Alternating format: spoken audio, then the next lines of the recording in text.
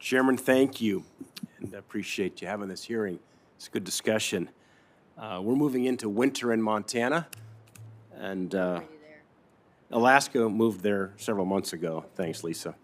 And we're expecting to see higher energy prices as well as higher heating bills. Not only are gasoline and diesel prices at the highest they've been since 2014, Montanans can expect to be paying more to heat their homes this winter as well.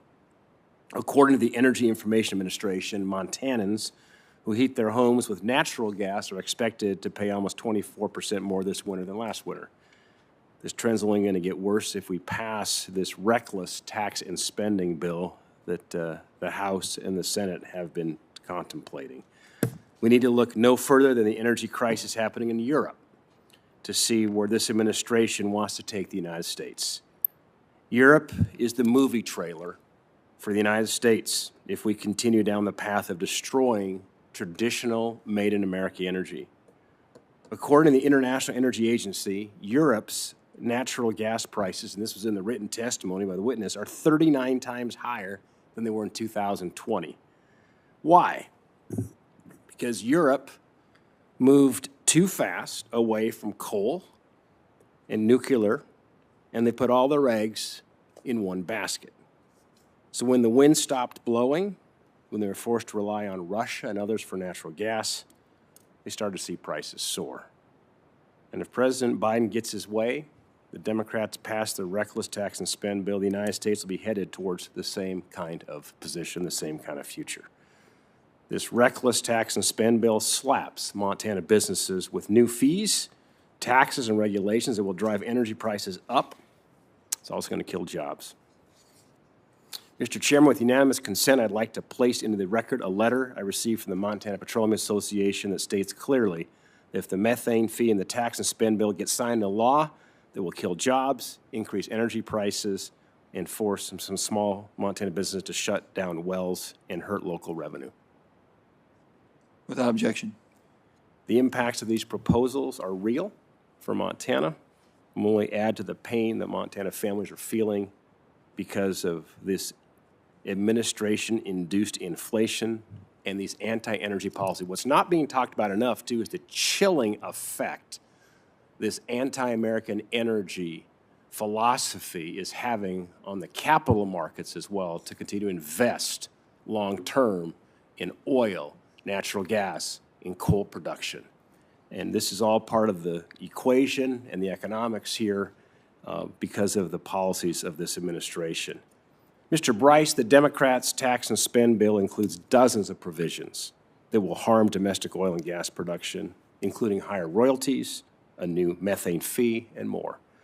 Do you believe that these provisions would result in higher energy costs and less domestic energy production?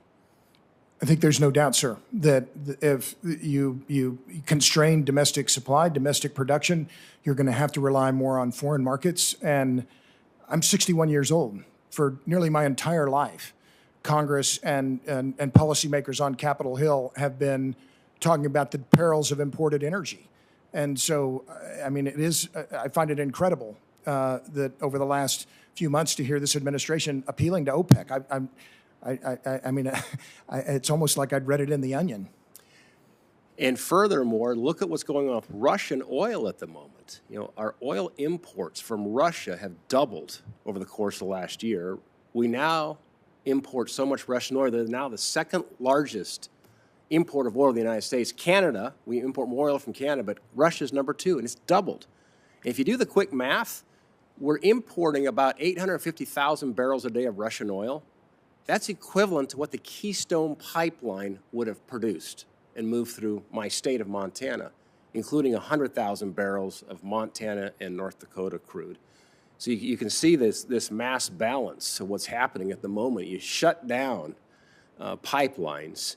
You've got to make up this difference. Now, clearly the pipeline's not built yet, but you play for the future here long term, and we're only creating more dependencies on adversaries like Venezuela, Russia, as well as the Middle East for our oil. I'd rather get more from Alaska, from my colleague here that sits to my left. Mr. Bryce, today I'm introducing the Supporting Made in America Renewable and Traditional Energy Act. We call it the Smart Energy Act. This bill bolsters U.S. oil and gas as well as renewable energy production on public lands and public waters. I strongly believe the U.S. needs to ensure an all-of-the-above energy portfolio. I don't think you see a single person here on the Republican side who's opposed to renewable energy. We just want to see a balanced portfolio so we don't end up where Europe has ended up at the moment. Cannot go back to the days of over-dependence on foreign countries for our energy. Do you agree the U.S. should increase Made in America energy, including renewable and traditional energy sources? I believe so, sir. I mean, this is something that has been a thesis that policymakers on Capitol Hill have been talking about since 1973.